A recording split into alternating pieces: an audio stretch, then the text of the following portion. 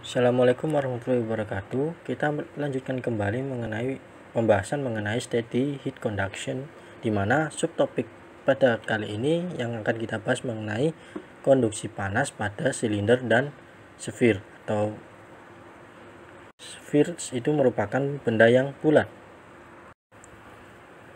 Kalau kita perhatikan lebih dekat mengenai perpindahan panas konduksi yang melewati suatu pipa air panas tadi itu akan berangsur-angsur untuk menghilang ketika menyentuh dinding dari pipa tersebut. Dan perpindahan panas yang melewati dari pipa tersebut itu biasanya arahnya adalah arah normal terhadap permukaan dari pipa, dan tidak ada signifikan atau perpindahan panas secara signifikan yang terjadi pada pipa pada arah yang lainnya. Jadi hanya ada satu arah normal. Dinding dari pipa, dimana untuk ketebalannya ini yang relatif kecil, itu akan memisahkan dua fluida pada temperatur yang berbeda. Dan gradien temperatur yang terjadi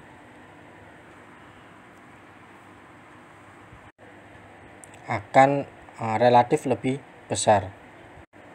Jika temperatur fluida antara bagian dalam dan bagian luar dari pipa itu dijaga tetap konstan, maka perpindahan panas yang terjadi ketika melewati pipa adalah dalam keadaan steady atau dalam keadaan tunak.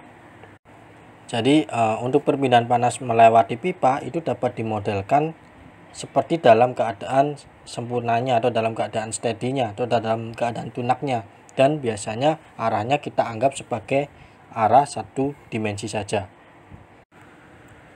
Maaf, bukan arah, tetapi pemodelannya itu lebih ke kita anggap sebagai tunak dan satu dimensi. Jadi supaya untuk mempermudah kita melakukan kalkulasinya nanti. Pada suatu kondisi tunak atau pada operasi tunak atau steady, tidak ada perubahan temperatur. Jadi kita anggap tidak ada perubahan temperatur pada pipa pada certain point atau pada poin-poin tertentunya. Sehingga kita anggap bahwa perpindahan panas atau laju perpindahan panas yang menuju ke dalam pipa itu dianggap sama dengan laju perpindahan panas yang keluar dari pipa tersebut.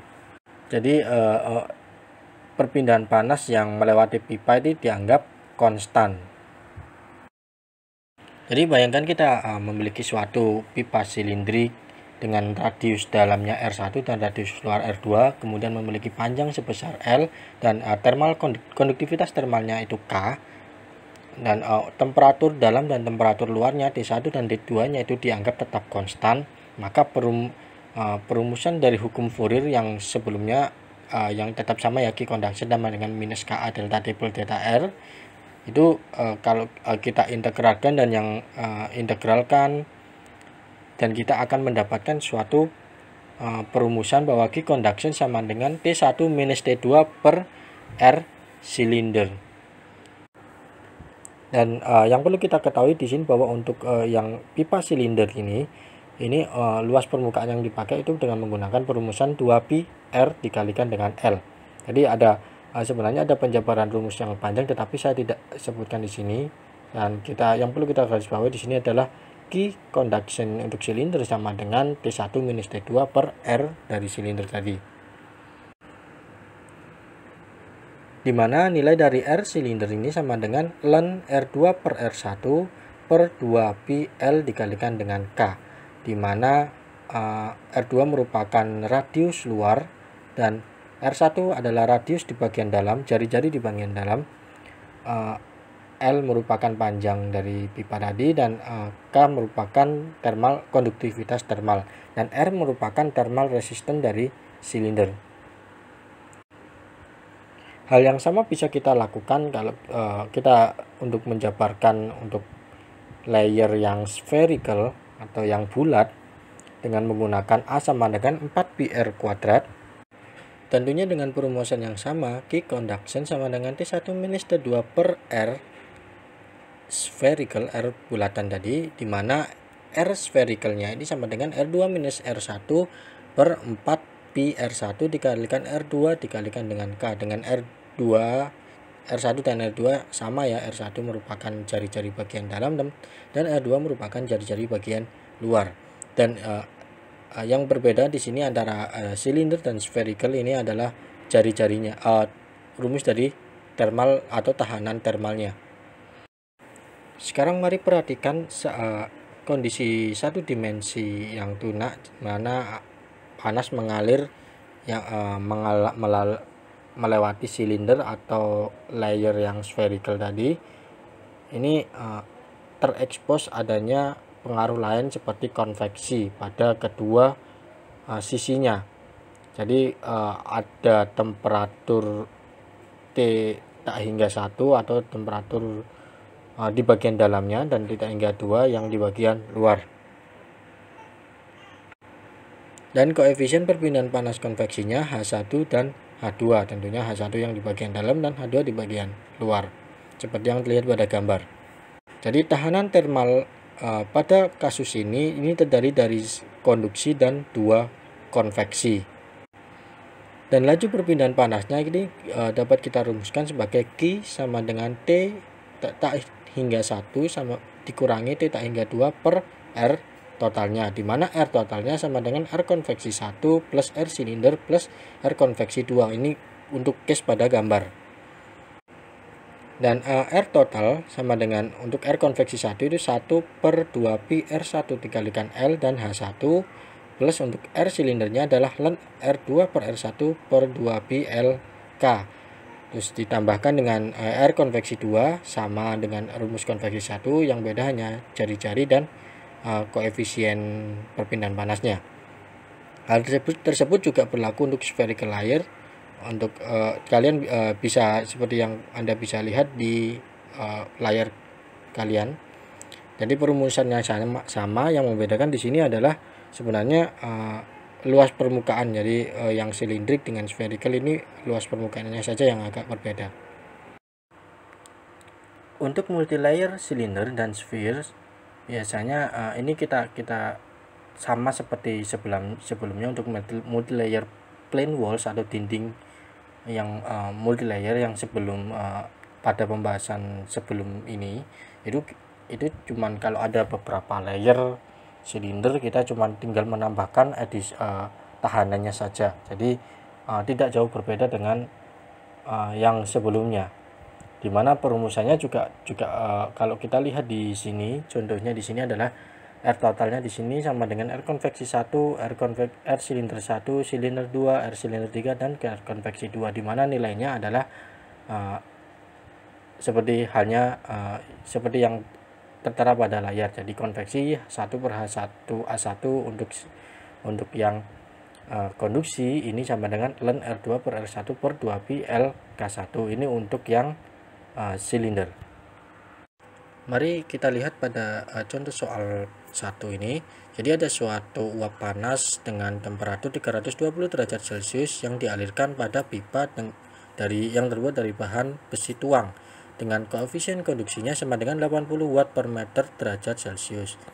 Diameter dalam pipa atau T1 ini sama dengan 5 cm dan diameter luarnya adalah 5,5 cm. Pipa tersebut diselimuti dengan glass wool dengan ketebalan 3 cm, di mana koefisien konduksinya sama dengan 0,05 watt per meter derajat Celcius. Dan untuk panas yang ada di sekelilingnya atau temperatur di sekelilingnya itu sama dengan 5 derajat Celcius.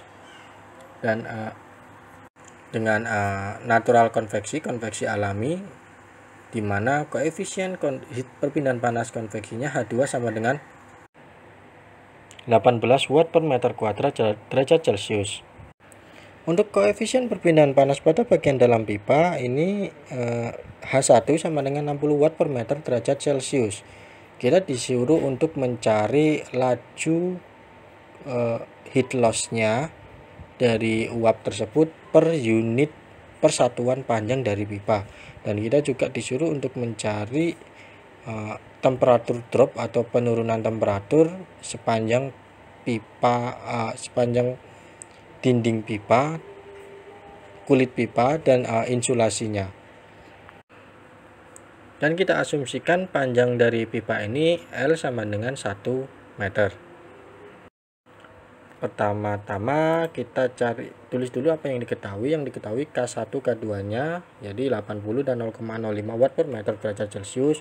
Untuk temperatur di bagian dalamnya 320 derajat dan di bagian luarnya adalah 5 derajat Celcius.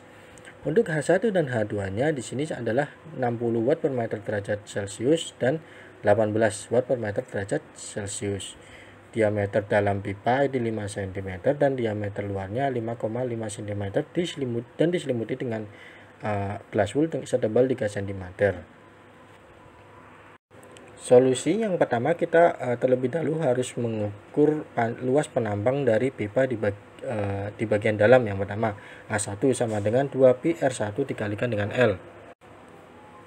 Jadi di sini yang kita ukur luas areanya adalah yang terekspos atau yang terkena atau permukaan yang terkena langsung dengan fluida. Jadi yang terkena dengan bagian yang perpindahan panasnya itu konveksi. Jadi di sini hanya ada di dua luas permukaan, yaitu yang bagian paling dalam dan bagian paling luar. Jadi yang pertama adalah A1. A1-nya di sini bernilai 0,157 meter kuadrat. Kemudian kita hitung yang bagian terluarnya, paling terluar ini berarti glass wool-nya ya. Jadi A3-nya di sini sama dengan 2πr pangkat 2πr3 dikalikan dengan L, yaitu 2pi dikalikan 0,0575 meter dikali dengan 1 sama dengan 0,361 meter persegi. Kemudian kita hitung individual tahanan termalnya masing-masingnya. Yang bagian dalam dulu, dimulai dari bagian dalam. RI sama dengan R konveksi 1 atau nama lainnya adalah R konveksi, dimana nilainya adalah 1 per H1 dikalikan dengan A1-nya. Dan nilai H sama dengan 60 watt per meter kuadrat kali derajat Celcius dengan nilai luas penampangnya adalah 0,157 meter persegi, dan kita dapatkan hasil akhirnya adalah 0,106 derajat Celcius per watt. Kemudian kita hitung sedikit lebih ke dalam lagi, yaitu R1-nya, R pipanya. Di sini berlaku ln R2 per R1 dikalikan dengan 2pi K1 dikalikan dengan L. R2-nya karena tadi yang diketahui adalah luas jari-jarinya, jadi tadi diameter yang diketahui ya. Jadi diameter paling luar dari pipa adalah 5,5 cm. Maka di sini kita bagi dua untuk bisa mendapatkan nilai jari-jari terluar dari yang nomor R2-nya, yaitu 5,5 dibagi 2 yaitu 2,75, dan jari-jari bagian dalam pipa adalah 2,5. Kita masukkan nilai K-nya yaitu 80 watt per meter derajat Celcius. Hasilnya adalah 0,0002 derajat Celcius per watt. Kemudian kita hitung R2-nya atau R insulasinya atau glass wool-nya. Di sini berlaku ln R3 per R2 per 2pi K2L. Kita masukkan nilai R3-nya yaitu 5,75 dan R2-nya 2,75. Kemudian kita masukkan nilai K-nya 0,05. Hasil akhirnya adalah 2,35 derajat Celcius per watt. Dan untuk nilai R0-nya sendiri, R bagian luar ini terekspos langsung oleh fluida bagian luar ya. Jadinya ini mengalami konveksi, R konveksi 2 saya sebutnya. Ini sama dengan 1 per H2 dikalikan dengan luas 3, jadi A3 sama dengan H2-nya adalah 18 watt per meter derajat Celcius per meter kuadrat derajat Celcius, dan nilai A3-nya adalah 0,361 meter persegi. Hasil akhirnya adalah 0,154 derajat Celcius per watt. Kemudian untuk mendapatkan nilai tahanan keseluruhan itu kita tambahkan aja RI ditambahkan R1 plus R2 dan R0 hasilnya adalah 2,61 derajat Celcius per watt. Setelah itu baru kita cari nilai dari Q-nya, ya ini heat loss-nya ya. Q sama dengan T tak hingga 1 dikurangi T tak hingga 2 per R totalnya. T yang tak hingga 1 ini 320 dan yang keduanya adalah 5, jadi kita kurangi aja, dibagi dengan R totalnya 2,61 derajat Celcius per watt, ini sama dengan 121 watt. Untuk penurunan temperatur atau temperatur drop yang terjadi sepanjang pipa dan insulasinya, ini delta T pipa sama dengan Q dikalikan dengan R-nya sama dengan 100. Jadi untuk delta T pipanya ini temperatur dropnya itu 0,02 derajat Celcius, dan untuk yang insulasi adalah 284 derajat Celcius.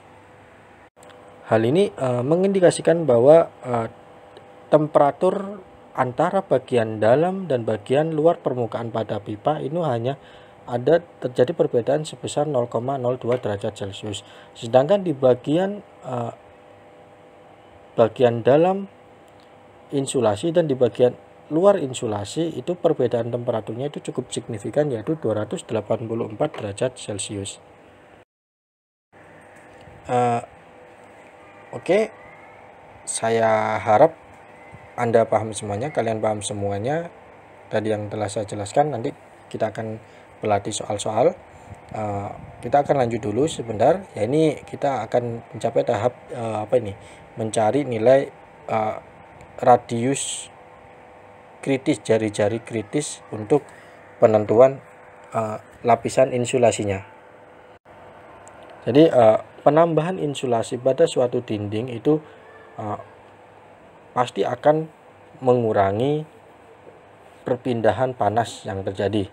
Semakin tebal insulasi, maka semakin kecil laju perpindahan panas yang terjadi.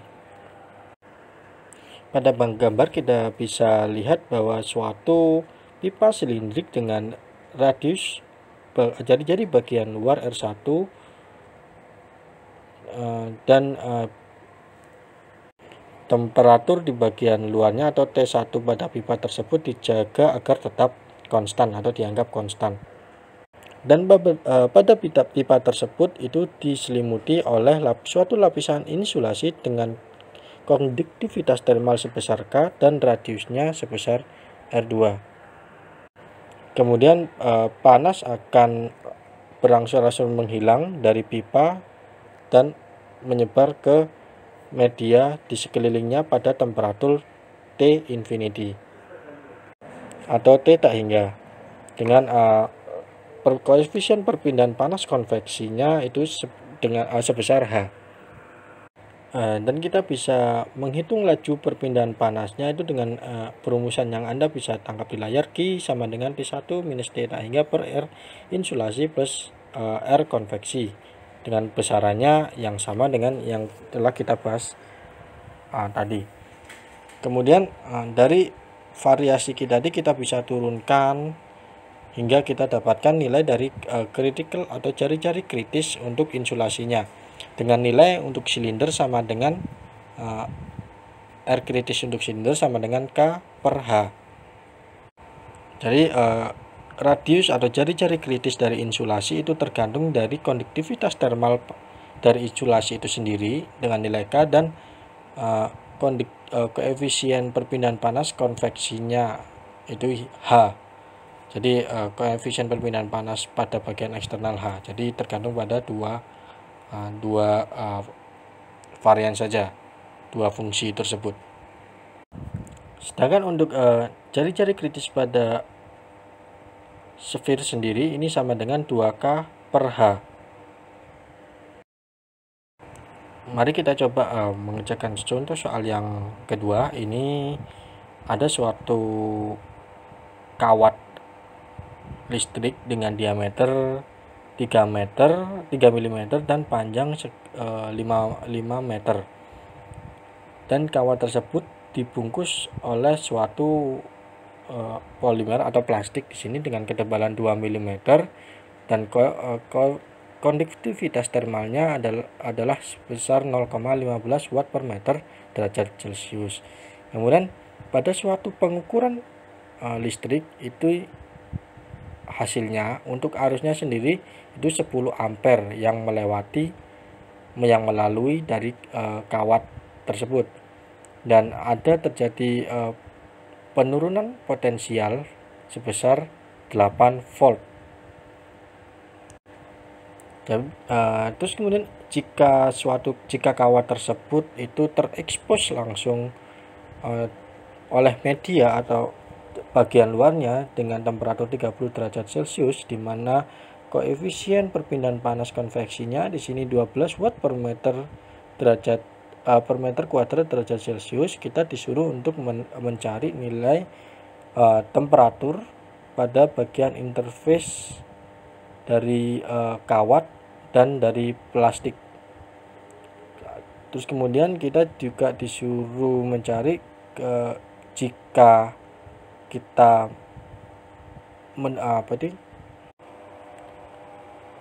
jadi covernya tadi dari plastik sendiri, lapisan plastik tadi kita buat ketebalannya 2 kali lipat. Apakah temperatur pada daerah interface tadi akan meningkat atau turun?